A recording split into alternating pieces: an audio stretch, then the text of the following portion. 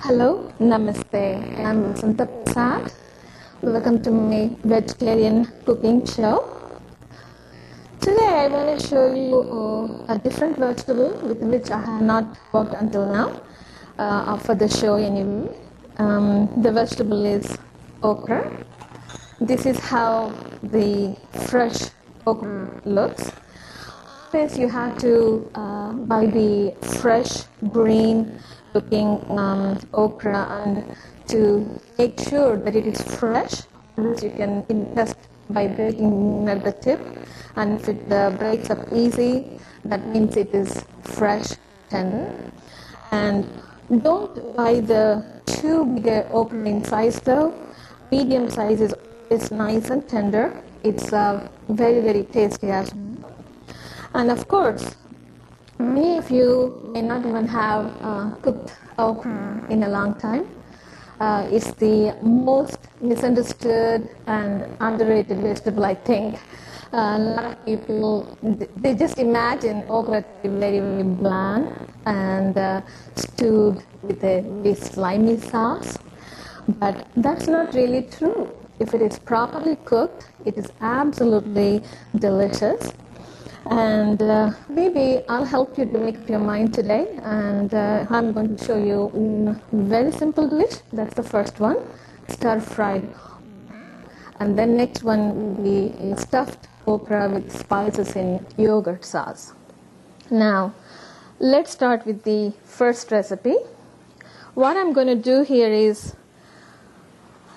slice up the okra, and to make it really very crisp and tasty, you got to make sure that there is absolutely no moisture.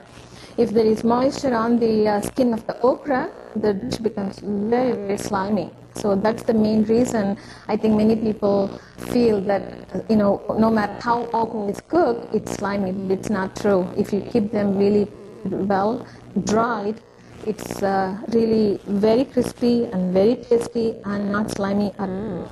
So each and every one of them got to dry,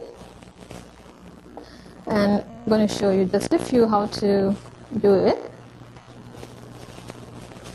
And the ingredients for this first recipe are very simple. I am going to do is add a little oil in the pan, and then add the okra I'm going to slice up now. So you take the tops off and the skinny ends off for the okra, and then you slice them up into maybe 1/8 inch, and keep it all ready. And the other thing, very important aspect of cooking okra is that you always have to add the salt the very end.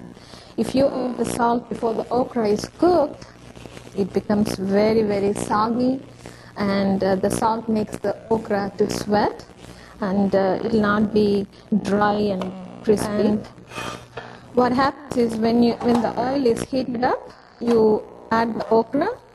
You do not stir for about 5 minutes. You let it sit and sizzle in the hot oil, and then you have to leave it alone for about 5 minutes. Once the okra is crisp one side, that's when you got to turn it around and then let it cool. You can add the cayenne pepper when the okra is almost sauteed, but don't ever add the salt until you're about to serve. And so like this, just keep the okra in one layer and leave it alone on the pan for about 5 minutes, I would say, rather, and then you have to stir it and then cook it for about 10 to 15 minutes. Well, as I said, it's the magic of television. I already have a batch of okra fried in advance, and this is how the fried okra looks.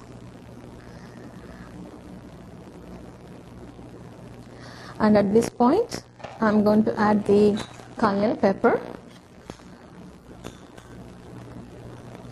And of course, if you have a dislike for cayenne pepper, you can even use the freshly ground pepper for this recipe. And now that the okra is all completely cooked, I'm adding the salt.